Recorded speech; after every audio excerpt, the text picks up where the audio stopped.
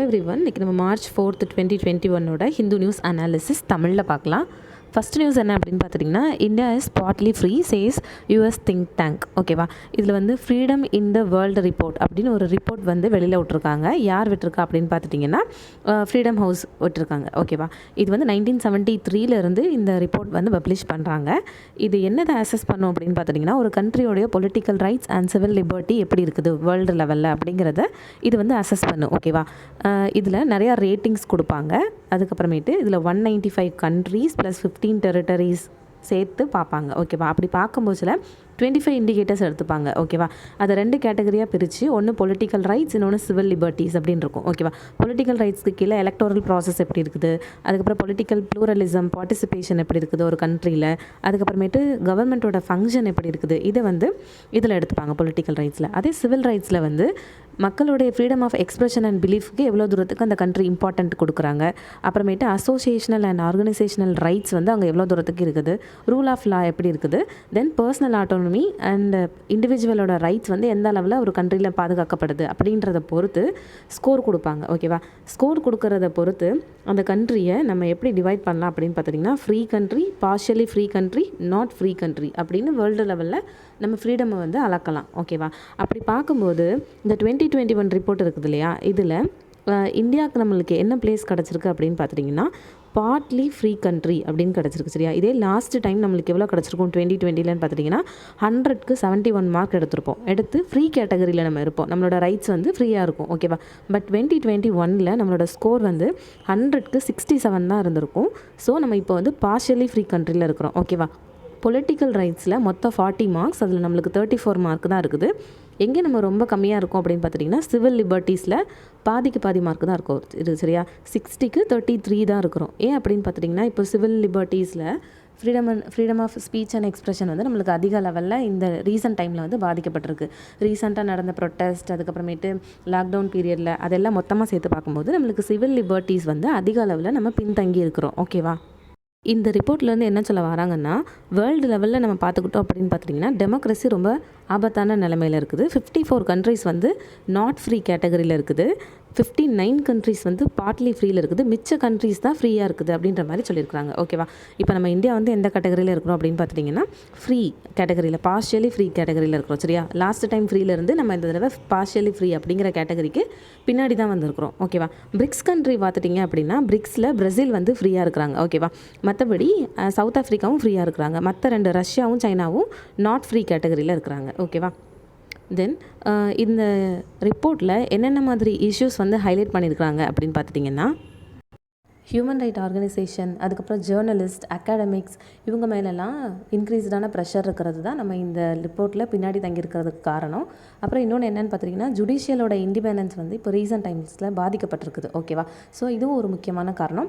Lockdown பீரியடில் migrant ஒர்க்கர்ஸை நம்ம displays பண்ணும்போது நம்ம அன்பிளான்டாக இருந்துட்டோம் கொஞ்சம். ஓகேவா, ஸோ அதுவும் ஒரு இந்த காரணம் அப்படின்ற மாதிரி சொல்கிறாங்க.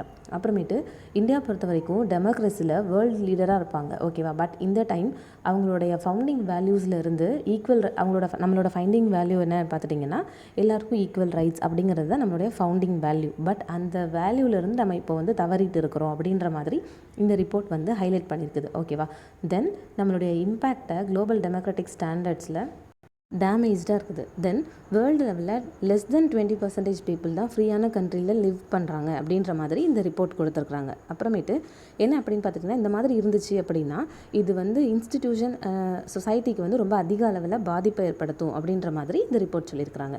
அதாவது நம்ம இன்னும் கொஞ்சம் நம்மளுடைய சிவில் லிபர்ட்டிஸ்க்கு லிபர்ட்டி கொடுக்கணும் அப்படின்ற மாதிரி சொல்கிறாங்க. தென் நெக்ஸ்ட் என்ன அப்படின்னு பார்த்தீங்கன்னா, dispute arbitration tug of war mutual settlement is a key. இது என்னென்னா பைலேட்ரல் ட்ரீட்மெண்ட் பற்றி கொடுத்துருக்குறாங்க. ஓகேவா, பைலேட்ரல் இன்வெஸ்ட்மெண்ட் ட்ரீட்டினா என்ன, அது வந்து நம்ம இந்தியாவில் கரெக்டாக ஃபாலோ பண்ணுறோமா அப்படின்ற மாதிரி கொடுத்துருக்காங்க. ஓகேவா, எந்த ஒரு ப்ராப்ளமுக்கும் மியூச்சுவல் செட்டில்மெண்ட் தான் கீ அப்படின்னு கொடுத்துருக்காங்க. ஃபஸ்ட்டு ஃபாரின் டைரக்ட் இன்வெஸ்ட்மெண்ட்னா என்ன அப்படின்னு பார்த்துட்டிங்கன்னா, இந்தியா மட்டும் இல்லை, எந்த கண்ட்ரிக்குனாலும் நான் டெப்ட் ஃபினான்ஸ்க்கு இந்த ஃபாரின் டைரக்ட் இன்வெஸ்ட்மெண்ட் தான் இம்பார்ட்டண்ட்டான சோர்ஸ். ஓகேவா, நம்ம வந்து வெளியூர்லேருந்து, அதாவது வெளிநாட்டிலேருந்து நம்ம கண்ட்ரியில் வந்து இன்வெஸ்ட் பண்ணுறாங்க அப்படின்னா அவங்களுடைய இன்ட்ரெஸ்ட்டை பாதிக்காத மாதிரி நடந்துக்கிறது நம்மளுடைய முக்கியமான பொறுப்பு. ஓகேவா?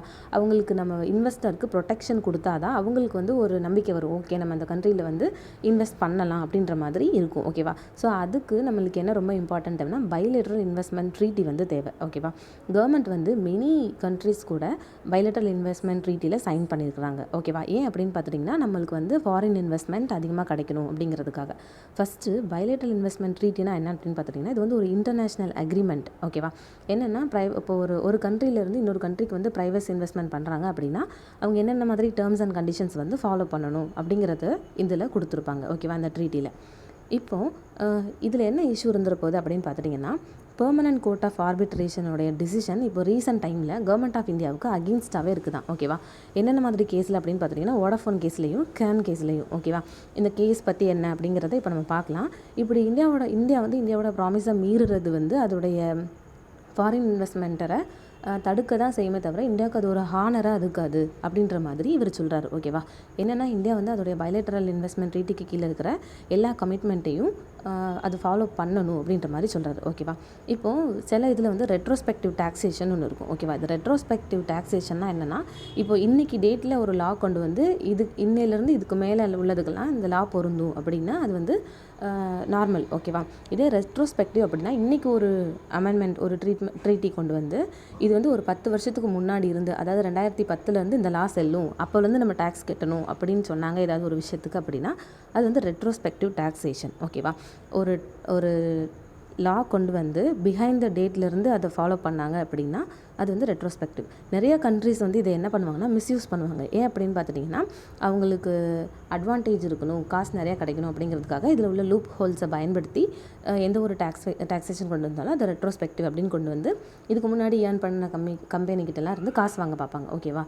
இப்போ பெர்மனன்ட் கோர்ட் ஆஃப் ஆர்பிட்ரேஷன் ஒன்று இருக்குது. ஓகேவா? பெர்மனன்ட் கோர்ட் ஆஃப் ஆர்பிட்ரேஷன் தானே இந்தியாவுக்கு அகெயின்ஸ்டாக தீர்ப்பு சொன்னாங்கன்னு சொன்னோம். அப்போ இது என்ன அப்படின்னு பார்த்துட்டிங்கன்னா இது வந்து இன்டர் கவர்மெண்டல் ஆர்கனைசேஷன். இது ஒரு ட்ரீட்டி மூலமாக 1899 வந்து எஸ்டாப்ளிஷ் பண்ணியிருப்பாங்க. ஓகேவா? ஏன் அப்படின்னு பார்த்துட்டிங்கன்னா இன்டர்நேஷ்னல் கம்யூனிட்டிக்கு ஏதாவது ஒரு ப்ராப்ளம் வரும்போது அதை வந்து தீர்க்கணும் அப்படிங்கிறதுக்காக. ஓகேவா? இது வந்து ஒரு first permanent inter governmental organisation. ஏன் அப்படின்னு பார்த்துட்டிங்கன்னா இன்டர்நேஷ்னல் லெவலில் ஏதாச்சும் ஒரு டிஸ்பியூட் வந்துச்சு அப்படின்னா அது வந்து நம்மளே பேசி தீர்த்துக்கலாம் பீஸ்ஃபுல்லான மேனரில் அப்படிங்கிறதுக்காக ஆரம்பிச்சிருப்பாங்க. இது ஆக்சுவலி ஒரு கோர்ட்டா அப்படின்னு பார்த்துட்டிங்கன்னா கோர்ட் கிடையாது. ஓகேவா? இது வந்து ஜஸ்ட் ஆர்கனைசர் தான். ஓகேவா? இது வந்து ஒரு ஆர்பிட்ரல் ட்ரிபியூனல் தான். ஏதாவது மெம்பர் ஸ்டேட்க்கு நடுவில் ப்ராப்ளம் வந்துச்சு அப்படின்னா இல்லைனா இன்டர்நேஷ்னல் ஆர்கனைசேஷனுக்கு கீழே இல்லைனா ப்ரைவேட் மெம்பர்ஸ்க்கு கீழே ஏதாவது ஒரு ப்ராப்ளம்னா இது வந்து இவங்க சால்வ் பண்ணி வைப்பாங்க. இதோட ஹெட் குவார்ட்டர்ஸ் எங்கே இருக்குது அப்படின்னு பார்த்துட்டிங்கன்னா ஹேக் நெதர்லாண்டில் இருக்குது. அது வந்து பீஸ் பேலஸ் அப்படின்னு சொல்லுவாங்க. அதுக்கப்புறமேட்டு இந்தியா வந்து இதில் கான்ட்ராக்டிங் பார்ட்டி. ஓகேவா? தென் இது வந்து ஒரு யூஎனோட ஏஜென்சி அப்படின்னு பார்த்தீங்கன்னா கிடையாது. ஓகேவா? ஆனால் இது யூஎனோட அஃபிஷியல் அப்சர்வர். ஓகேவா? அப்போ பெர்மனன்ட் கோர்ட் ஆஃப் ஆர்பிட்ரேஷன் வந்து யூஎனோடைய ஏஜென்சி கிடையாது. ஜஸ்ட் இது யூஎனோடைய அஃபிஷியல் அப்சர்வர். ஓகேவா? இதோடைய எல்லா டிசிஷனையும் என்ன சொல்லுவாங்கன்னா அவார்ட்ஸ்னு சொல்லுவாங்க. ஆனால் அந்த அவார்ட்ஸ் எல்லாமே அதோடைய பார்ட்டிஸில் பைண்டிங். அதாவது நம்ம இந்தியா வந்து இதில் அப்சர்வராக இருக்கிறதுனால இவங்களுடைய எல்லா அவார்ட்ஸ்க்கும் நம்ம பைண்டிங். இவங்க ஏதாச்சும் அவார்ட்ஸ் கொடுத்தாங்கன்னா அது கண்டிப்பாக நம்ம வந்து வித்தவுட் டிலேயில் நம்ம அதை கண்டிப்பாக ஃபாலோ பண்ணியே ஆகணும். ஓகேவா? இப்போது பசிபிக் செட்டில்மெண்ட் அப்படின்னு ஒரு கன்வென்ஷன் இருக்கும். சரியா? அதில் என்னென்னலாம் மெம்பர்ஸ் பார்ட்டியாக இருக்கிறாங்களோ அந்த பார்ட்டியில் உள்ள மெம்பர்ஸ் எல்லாமே ஆட்டோமேட்டிக்காக அந்த பிசிஏலையும் மெம்பர்ஸ். ஓகேவா? இப்போது வோடாஃபோன் கேஸ் பற்றி பார்க்கலாம். இப்போ 2 கேஸ்ன்னு பார்த்தோம் இல்லையா? அந்த 2 கேஸில் இந்தியாவுக்கு அகெயின்ஸ்டாக தான் இந்த பிசிஐ வந்து வேர்டிக்ட் கொடுத்தாங்க. ஸோ வோடாஃபோன் கேஸ்னால் என்ன அப்படின்னு பார்த்துட்டிங்கன்னா மே 2007 வோடாஃபோன் வந்து என்ன பண்ணுவாங்கன்னா ஒரு கம்பெனிக்கிட்ட இருந்து $11 பில்லியன் பர்ச்சேஸ் பண்ணியிருப்பாங்க ஸ்டாக். ஓகேவா? அந்த கம்பெனி பேர் வந்து ஹட்சிசன். ஓகேவா? இந்த இதிலேருந்து பண்ணும்போது இந்தியன் கவர்மெண்ட் என்ன பண்ணுவாங்கன்னா செப்டம்பர் 2007 ஒரு 8,000 கோடி கிட்ட கேபிட்டல் கெயின் வந்து நீங்கள் எங்களுக்கு டேக்ஸாக கொடுக்கணும் அப்படின்ற மாதிரி சொல்லுவாங்க. ஓகேவா? ஆனால் இந்த கம்பெனி என்ன சொல்லிடுவாங்க அப்படின்னு பார்த்துட்டிங்கன்னா மறுத்துருவாங்க. ஓகேவா?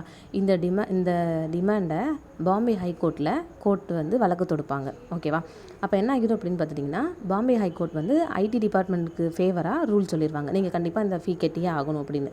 பட் சுப்ரீம் கோர்ட்டுக்கு இவங்க போயிடுவாங்க. ஓகேவா? சுப்ரீம் கோர்ட்டில் 2012 வோடாஃபோனுக்கு ஃபேவராக தீர்ப்பு சொல்லுவாங்க. ஓகேவா? ஆனால் அப்போ இருந்த கவர்மெண்ட் என்ன பண்ணிடுவாங்க அப்படின்னு பார்த்தீங்கன்னா 2012 ஃபினான்ஸ் ஆக்டில் ஒரு அமெண்ட்மெண்ட் கொண்டு வந்து இன்கம் டேக்ஸ் டிபார்ட்மெண்ட்டு கவர்மெண்ட்டுக்கு ரெட்ரோஸ்பெக்டிவாக டேக்ஸ் கலெக்ட் பண்ணுறதுக்கு எல்லா அதிகாரமும் இருக்குது அப்படின்ற மாதிரி சொல்லிடுவாங்க. அப்படி சொல்லும்போது ஒரு லான்னா அதை கண்டிப்பாக எல்லோரும் ஃபாலோ பண்ணி தானே ஆகணும். அப்போ வோடஃபோன் குரூப் என்ன பண்ணிடுவாங்க அப்படின்னு பார்த்துட்டிங்கன்னா, நெதர்லாண்டில் இந்த பைலேட்ரல் இன்வெஸ்ட்மெண்ட் ட்ரீட்டி இருக்கும் ஓகேவா, அந்த ட்ரீட்டி கூட இந்தியா சைன் பண்ணியிருக்கும். ஸோ அதில் உள்ள கிளாஸை இன்வோக் பண்ணிடுவாங்க ஓகேவா. 1995 பிசிஏல கவர்மெண்ட் வந்து சைன் பண்ணியிருக்கும் ஓகேவா. ஏன்னா இந்த கம்பெனி இருக்குது இல்லையா, ஹட்சிசன், இது வந்து நெதர்லாண்டில் உள்ள ஒரு கம்பெனி ஓகேவா. ஸோ அப்போ இவங்க இந்த ட்ரீட்டியை வந்து இன்வோக் பண்ணும்போது அப்போது அந்த பிசிஏ என்ன பண்ணும் அப்படின்னு பார்த்திங்கன்னா, செப்டம்பர் 2020 வோடஃபோனுக்கு ஃபேவராக ரூல் சொல்லிடுவாங்க ஓகேவா. அப்புறம் என்ன சொல்லுவாங்க அப்படின்னு பார்த்துட்டிங்கன்னா, இந்தியா வந்து வோடஃபோன் மேலே இவ்வளோ தூரத்துக்கு ரெட்ரோஸ்பெக்டிவ் டேக்ஸ் வந்து கொடுத்துருப்பாங்க ஓகேவா. அதை இன்ட்ரெஸ்ட் அண்ட் பெனால்ட்டிஸோட திரும்ப இவங்களுக்கு கொடுத்துடணும் அப்படின்ற மாதிரி சொல்லுவாங்க ஓகேவா. ஏன் அப்படின்னு பார்த்துட்டிங்கன்னா, இந்தியா நெதர்லாண்ட் பைலேட்ரல் இன்வெஸ்ட்மெண்ட் ட்ரீட்டியை இந்தியா ப்ரீச் பண்ணியிருப்பாங்க அப்படின்ற மாதிரி சொல்லியிருப்பாங்க ஓகேவா. அப்புறம் இன்னொரு கேஸ் என்ன அப்படின்னு பார்த்துட்டிங்கன்னா, கேன் எனர்ஜி கேஸ் ஓகேவா. இது என்னென்னா, கேன்கிறது யூகேயில் இருக்கிற ஒரு கம்பெனி என்ன பண்ணுவாங்கன்னா, அவங்களோட ஷேரை இந்தியாவிலேருந்து கேன் இந்தியா ஹோல்டிங் அப்படிங்கிறதுலேருந்து கேன் இந்தியா அப்படிங்கிறதுக்கு ட்ரான்ஸ்ஃபர் பண்ணுவாங்க ஓகேவா. ஏன் அப்படின்னு பார்த்துட்டிங்கன்னா, உள்ளேயே அவங்களுக்குள்ளே இன்டர்னலாக ரீஅரேஞ்ச்மெண்ட் பண்ணிப்பாங்க. ஆனால் இன்கம் டேக்ஸ் அத்தாரிட்டிஸ் என்ன பண்ணுவாங்க அப்படின்னு பார்த்துட்டிங்கன்னா, நீங்கள் வந்து கேபிட்டல் கெயின் டேக்ஸ் வந்து 24,500 கோடி வந்து கட்டணும் அப்படின்ட்டுருவாங்க. ஆனால் இந்த கம்பெனி வந்து இந்தியன் லாஸை கேபிட்டல் கெயின் டேக்ஸில் இருக்கிறத வேறு மாதிரி இன்டர்ப்ரேட் பண்ணி நாங்கள் டேக்ஸ் பே பண்ண முடியாது அப்படின்றாங்க ஓகேவா. அப்புறம் என்ன ஆகும்னு பார்த்துட்டிங்கன்னா, இந்த கேஸ் வந்து இன்கம் டேக்ஸ் அப்பீலேட் ட்ரிபியூனலுக்கு வரும். அங்கே வந்து கேன் லாஸ்ட் பண்ணிடுவாங்க, அதாவது தோற்று போயிடுவாங்க கேஸில். தென் டெல்லி ஹைகோர்ட்டில் வந்து கேஸ் பெண்டிங்காக இருக்கும். பெண்டிங்காக இருக்கும்போது 2011 இந்த கேன் எனர்ஜி என்ன பண்ணுவாங்கன்னா, அவங்களுடைய மெஜாரிட்டி இதை யாருக்கு சோல்வ் பண்ணிடுவாங்கன்னா, வேதாந்தாவுக்கு சோல்வ் பண்ணிடுவாங்க. வேதாந்தாங்கிறது ஒரு கம்பெனி ஓகேவா, மைனிங்கில் ஒரு பெரிய கம்பெனி. ஸோ அவங்களுக்கு சோல்வ் பண்ணிடுவாங்க. சேல் பண்ணும் போதுல என்ன ஆகும் அப்படின்னு பார்த்துட்டிங்கன்னா, ஐடி டிபார்ட்மெண்ட் பார்த்துட்டு நீங்கள் வந்து உங்களோட ஷேர் எதையும் செல் பண்ணக்கூடாது அப்படின்ற மாதிரி சொல்லிடுவாங்க ஓகேவா. ஸோ அப்போ என்ன ஆகும்னா, கேன் இந்தியாவில் பேமெண்ட்ஸ் எல்லாமே ஃப்ரோஸில் நின்றுடும் ஓகேவா. Can India to can India energy அப்படிங்கிறதுக்கு மணி வந்து ட்ரான்ஸ்ஃபர் ஆகாமல் ஸ்டாப் பண்ணிடும். அப்படியே அந்த கேஸ் வந்து ஸ்டாப் ஆயிடும்.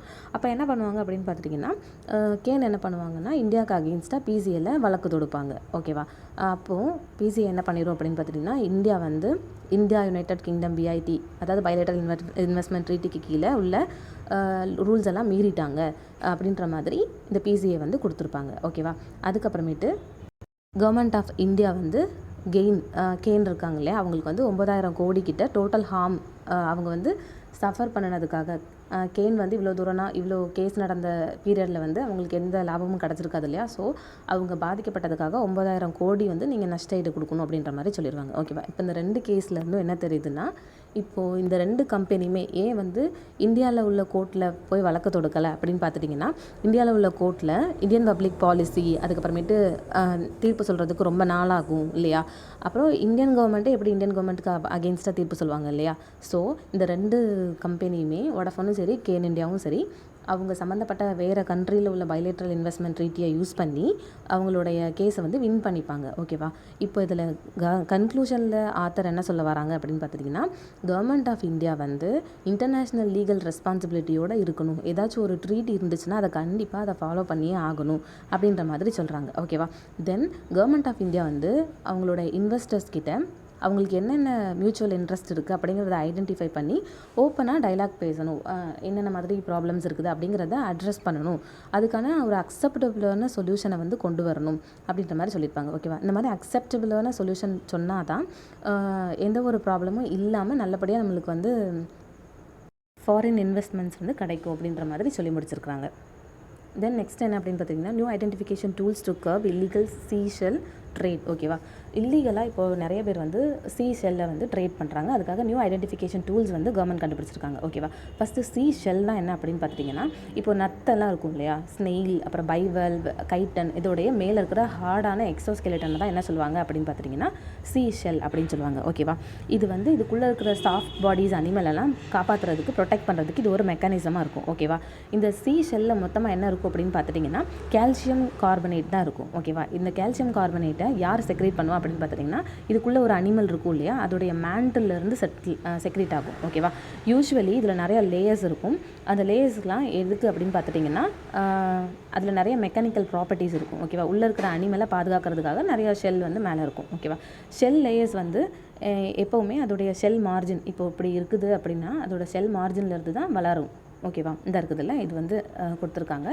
இப்போ மதர் ஆஃப் பியூல்னு எதை சொல்லுவாங்கன்னா நாக்கர்னு ஒன்று சொல்லுவாங்க. ஓகேவா, இது வந்து ஒரு குட்டி மைக்ரோ ஸ்ட்ரக்சர் ஷெல்லோட, அதாவது கேஸ்ட்ரோபோட்னா எதெல்லாம் வயிற்றை வச்சு ஊர்ந்து போகுமோ, எக்ஸாம்பிள் நத்தை. ஓகேவா, நத்தையோடைய இன்னர் லேயரில் இது இருக்கும். ஓகேவா, பைவல் தென் செஃபலோபோட்ஸ் இதுக்குள்ளெல்லாம் இது இருக்கும். ஓகேவா, இந்த ஹார்ட் இந்த வெளியே இருக்கிற இந்த ஹார்டான சர்ஃபேஸை தான் இப்போ நிறைய பேர் இல்லீகலாக ட்ரேட் பண்ணுறாங்க அப்படின்ற மாதிரி சொல்கிறாங்க. ஓகேவா, இப்போ நம்ம சும்மாவே பீச்சுக்கு போனால் கூட ஹார்ட் ஷெல்லாம் நம்ம கலெக்ட் பண்ணுவோம் இல்லையா, ஆல் ஓவர் த வேர்ல்டு இதை வந்து கலெக்ட் பண்ணுறாங்க. ஏன் அப்படின்னு பார்த்துட்டிங்கன்னா அதில் நிறைய டைவர்சிட்டி இருக்குது.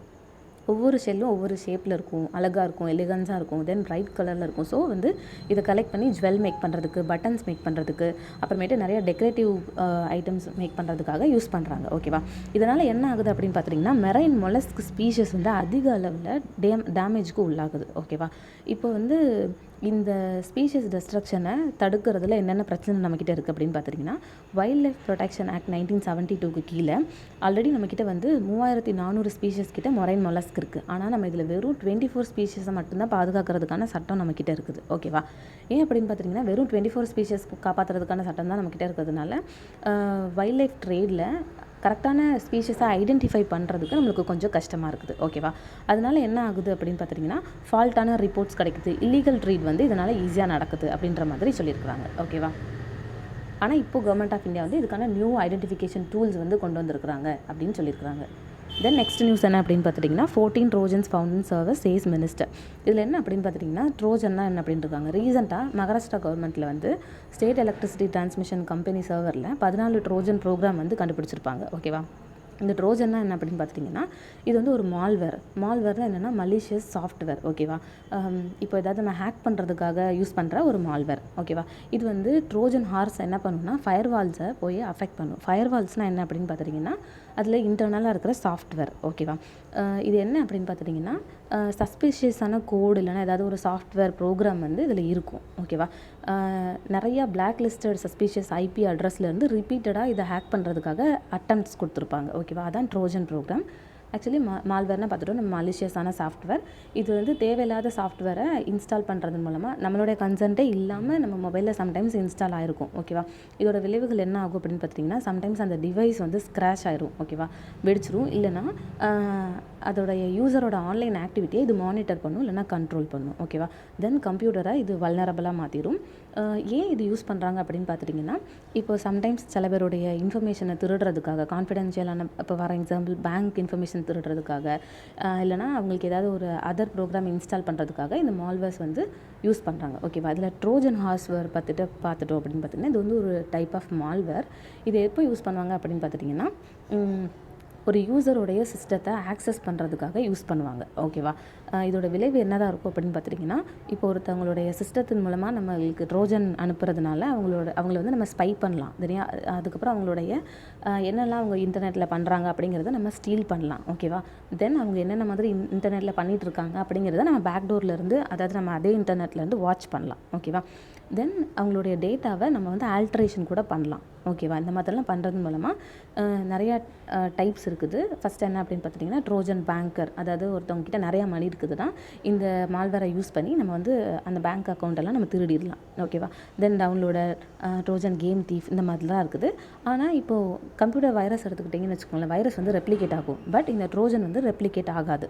ஓகேவா, தென் இதோடைய கான்சிக்வன்சஸ் என்ன தான் இருக்கும் அப்படின்னு பார்த்திங்கன்னா ஃபஸ்ட்டு அந்த சிஸ்டம் வந்து பாலாக போயிடும். ஓகேவா, மெட்டீரியல் ஹார்ம் வந்துடும், அப்புறம் பிஸ்னஸ் சர்வீஸில் ஏதாவது டிஸ்ட்ரப்ஷன் வரும், அதுக்கப்புறமேட்டு சென்சிட்டிவ் இன்ஃபர்மேஷனில் அன்ஆத்தரைஸ்டு எக்ஸ்போர்ட் இருக்கும்.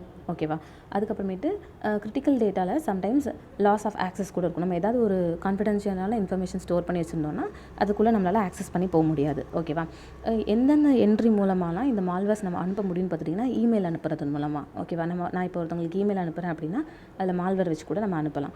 தென் வெப் ப்ரௌசிங் மூலமாக, வெப் சர்வீஸ் மூலமாக, ஏதாச்சும் ஒரு ரிமூவபிள் மீடியா, அதாவது யூஎஸ்பி கேபிள் மூலமாக, அதுக்கப்புறமேட்டு பர்சனலி ஓன்டு டிவைஸ் மூலமாக கூட நம்ம மால்வேரை வந்து ஒருத்தவங்களுக்கு அனுப்பலாம். இதில் நிறைய டைப்ஸ் ஆஃப் மால்வேர் கொடுத்துருக்குறாங்க, இது நீங்கள் பார்த்துக்கோங்க. இதில் வந்து இப்போ எப்படி நம்ம இந்த மால்வேரை நம்ம ப்ரிவென்ஷன் பண்ணலாம் அப்படின்னு பார்த்துட்டிங்கன்னா ஃபஸ்ட்டு ஆன்டி மால்வேர் பாலிசிஸ் வந்து மெயின்டைன் பண்ணலாம். அதுக்கப்புறமேட்டு நம்ம என்னென்ன டேட்டா இம்போர்ட் பண்ணுறோம், எக்ஸ்போர்ட் பண்ணுறோம் அப்படிங்கிறத மேனேஜ் பண்ணலாம்.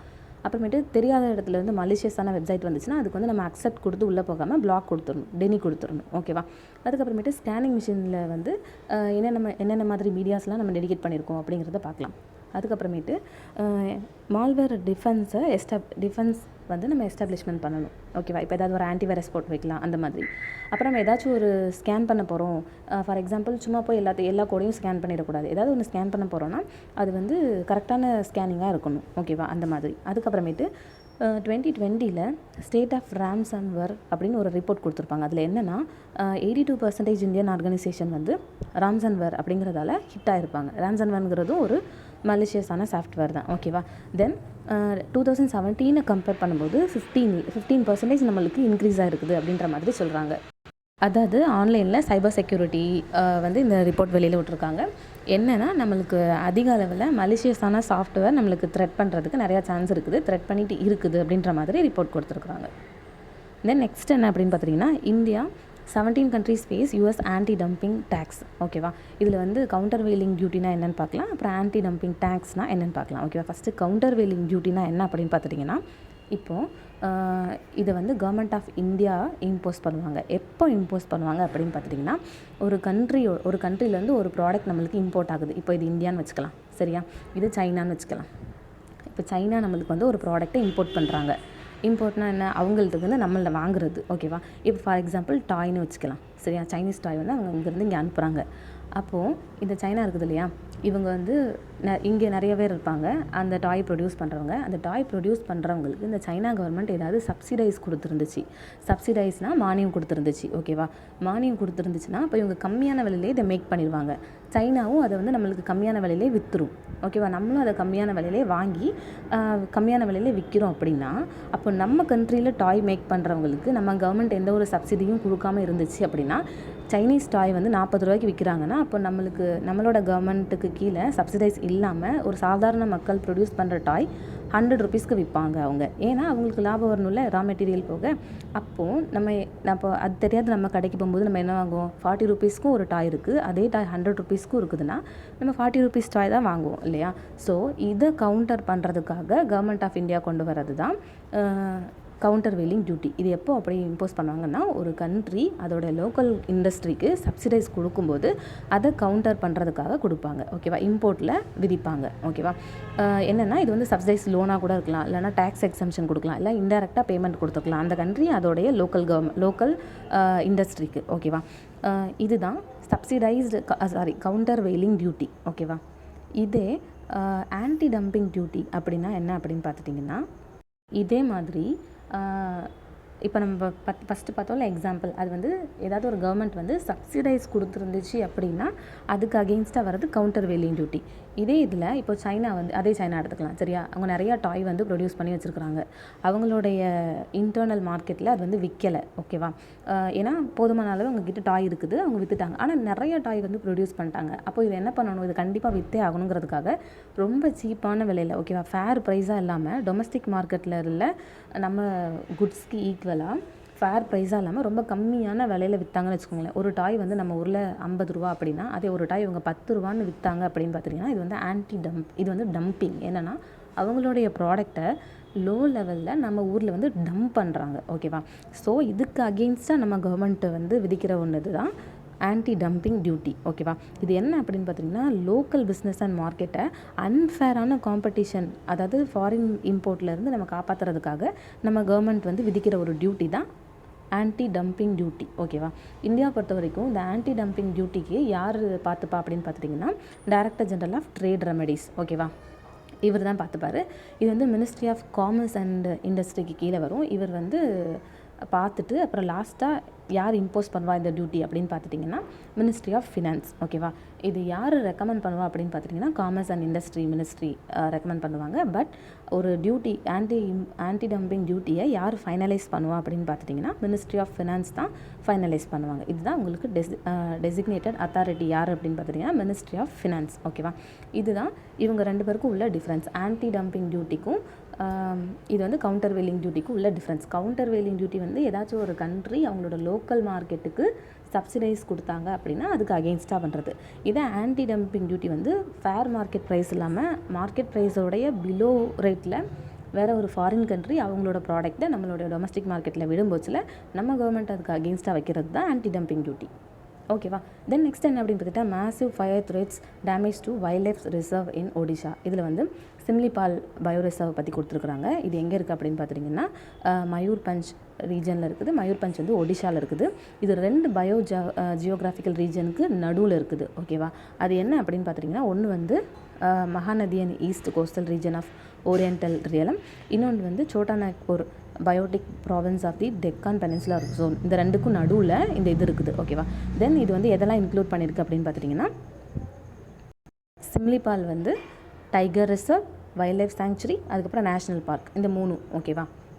அப்புறமா இது வந்து 1994 கேம் இன் டு எக்ஸிஸ்டன்ஸ். இது அப்போ எதா மாற்றிருப்பாங்க அப்படின்னு பார்த்துட்டிங்கன்னா man and biosphere programme of யுனெஸ்கோக்கு கீழே இந்த சிம்லிபால் வந்து கொண்டு வந்திருப்பாங்க. ஏன் அப்படின்னு பார்த்துட்டிங்கன்னா அங்கே உள்ள நிறைய பேர் வந்து ஃபாரஸ்ட்டை தான் டிபெண்ட் பண்ணியிருப்பாங்க. ஸோ அதை நம்ம குறைக்கணும் அப்படிங்கிறதுக்காக ஒரே ஹப்புக்கு கீழே கொண்டு வரணும் அப்படிங்கிறதுக்காக இது கொண்டு வந்திருப்பாங்க. ஓகேவா. தென் இதோடைய ஹையஸ்ட் பீக் வந்து கைரிபு. இதில் நிறைய water falls and perennial streams இருக்குது. Example Baitarani, Subarnarekha, then Budhabalanga. ஓகேவா. தென் பயோடைவர்சிட்டி பொறுத்துட்டோம் அப்படின்னு பார்த்தீங்கன்னா இதில் நிறைய சால்ட் ட்ரீஸ் வந்து அதிகமான லெவலில் சிம்லிபாலில் காணப்படுது. இதில் மோர் தென் 42 மேமல் ஸ்பீஷஸ்க்கு இது ஒரு ஹோமாக இருக்குது. தென் பேர்ட் ஸ்பீஷஸில் 264 இருக்குது. ரெப்டைலில் 39 இருக்குது. ஆம்பிஃபியனில் 12 ஸ்பீஷஸ் இருக்குது. ஓகேவா. தென் 52 அனிமல் ஸ்பீஷஸ்க்கு இது வந்து இங்கே இருக்கிறதுல என்டேஞ்சர்டாக இருக்குது. அப்புறம் இதில் இருக்கிற முக்கியமானது என்ன அப்படின்னு பார்த்துட்டிங்கன்னா பேந்தரா டைக்ரிஸ், அதாவது ராயல் பெங்கால் டைகர், அப்புறம் எலிஃபாஸ் மேக்சிமஸ், அதாவது ஏஷியாட்டிக் எலஃபண்ட், இது 2 இங்கே வந்து காணப்படுகிறது. ஓகேவா. அதுக்கப்புறமேட்டு இதில் இருக்கிற 73% வந்து அப்ஒரிஜினலாக தான் இருக்கிறாங்க, வில்லேஜ் கம்யூனிட்டி. ஓகேவா. அதில் என்னென்ன மாதிரி ட்ரைப் வந்து இங்கே இருக்கிறாங்க அப்படின்னு பார்த்துட்டிங்கன்னா கரியாஸ், தென் மேன்கிரிடியாஸ், இவங்க 2 பேரும் இங்கே இருக்கிறாங்க. ஓகேவா. என்னென்னா இவங்க ஃபாரஸ்ட்டில் இருக்கிற ட்ரெடிஷ்னல் அக்ரிகல்ச்சரிஸ்ட் ஆக்டிவிட்டீஸ். ஓகேவா. அவங்களுடைய தாத்தா பாட்டி காலத்துலேருந்தே ட்ரைப் தான் நம்மளுக்கு தெரியும், ரொம்ப வருஷமாக தலைமுறையாக அதே இடத்துல இருப்பாங்க. தென் அவங்கள தவிர மிச்சம் என்ன டாமினண்ட்டான ட்ரைப்ஸ் இருக்காங்க அப்படின்னு பார்த்திங்கன்னா ஹோ, கோண்டா, முண்டா, அதுக்கப்புறமேட்டு பத்துடி, கோல்கா, கண்டா, சாந்தால், கதியா, மேன்குடியா, இந்த மாதிரி நிறையா பேர் வந்து இருக்கிறாங்க. ஓகேவா. இந்த மாதிரி இந்த ட்ரைப்ஸ் தவிர மற்ற டாமினண்ட்டான ட்ரைப்ஸ் பற்றி இதில் கொடுத்துருக்குறாங்க. அவ்வளோதான். இன்றைக்கி நியூஸ் அனாலிசிஸ் அவ்வளோதான். தேங்க்யூ ஸோ மச் ஃபார் வாட்சிங். Have a great day.